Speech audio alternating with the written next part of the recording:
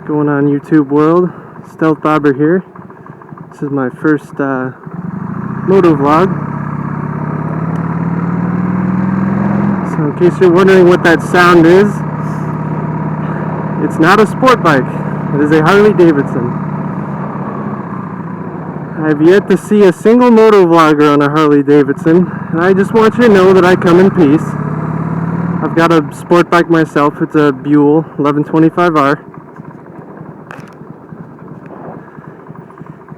As I'm sure you've noticed, I've got the characteristic dual sport helmet, because what motovlogger is complete without a dual sport helmet? I'm sure people think it looks quite funny on a Harley Davidson, but I don't care. I think it looks cool. And that's what it's all about, right? Looks. Because if it doesn't look cool, nobody cares. So, I ride a 1999 Harley Davidson Sportster.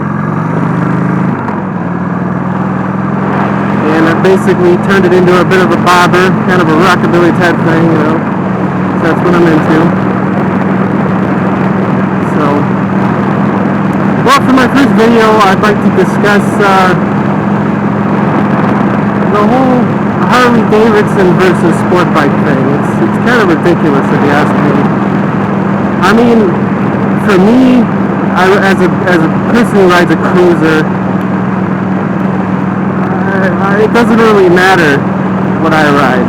I mean, yeah, I understand I ride a cruiser, and I've got a sport bike as well.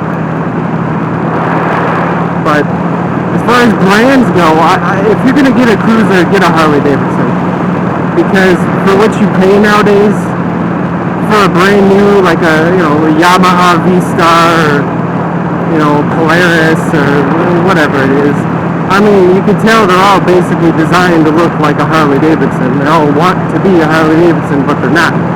They're not a Harley Davidson.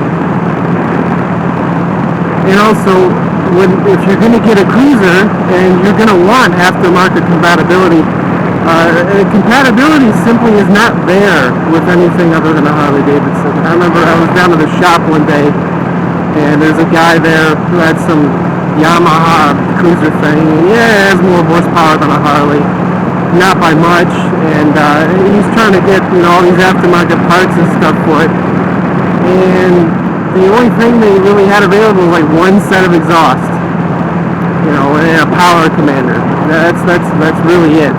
He had one option for exhaust. I mean, if you want aftermarket exhaust for a Harley, the sky's the limit. Aftermarket anything for that matter. I mean, you can get a whole new frame. You can buy a new frame and completely put everything, like if you wanted a hardtail bobber or chopper or whatever, you could buy a brand new frame. But and then past just the brands between cruisers, I think most of the fighting really occurs between cruisers and sport bikes, just in general. Because most sport bike riders, they can't even tell if it's a Yamaha V-Star or a Shadow or whatever, versus a sport bike. Just like people, when I'm on my Buell, I get these dirty looks from people on Harley Davidsons because they think it's a jet bike. They have no idea that it's a Buell and it's American made. And, that's what they'd be whining about if I were to, pull up and talk with them. It's not American made. Well, yeah, it is. But they see that work with a fairing, and they just assume that I'm some dirty Japanese sport bike rider. Don't sport is country. No, it's not the case. But it really doesn't matter what you ride. And as a Harley Davidson rider, I know that my bike isn't the fastest motorcycle in the world by any means. I mean, at all.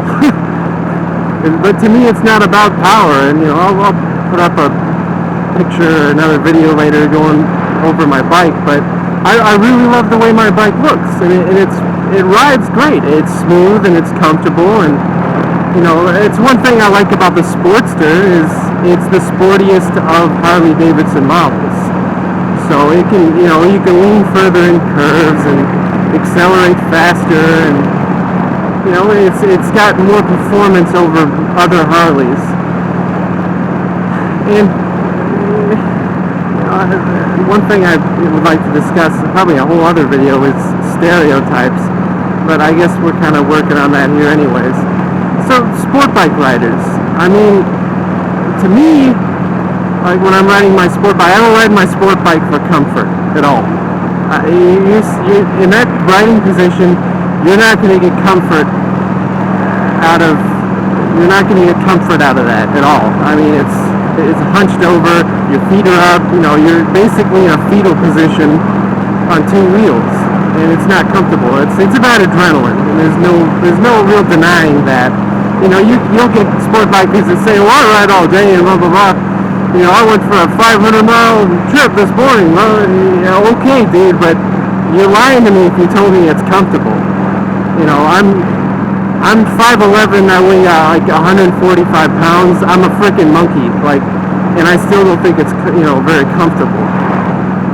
So, wow, this guy's like right behind me. So, sport bikes are, they're built purely for adrenaline. I understand that, and that's why I own one. But honestly, I'm willing to give up some speed and performance and stuff in exchange for comfort. And I think that's why I love my Sportster so much, and why you're gonna see pretty much all my vlogs come from the Sportster. And I think that motovlogging needs something else other than supermotos and sport bikes. It's all you ever see. So I'm here to add something to that. But just know, guys, I come in peace, and I'm not here to rain on your parade and talk you down about what you ride and whatever. I'm kind of here as I'm a Harley Davidson ambassador. We'll call it that. So dual sport helmet, textile jackets. So I got a leather jacket too, and a standard, full head helmet. But there will be no squirting on this end either. I'm not one of those do-rag, short sleeve shirt, flip-flop Harley Davidson riders that just gets on his bike and goes. No, that's not me. So I come in peace.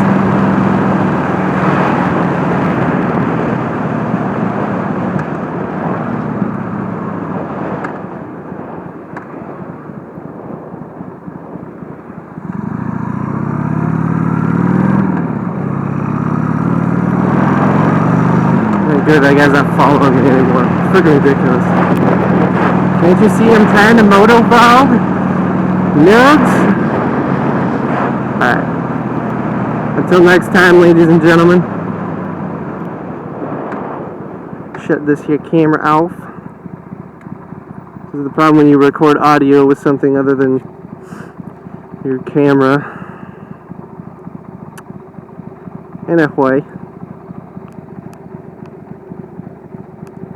Until next time.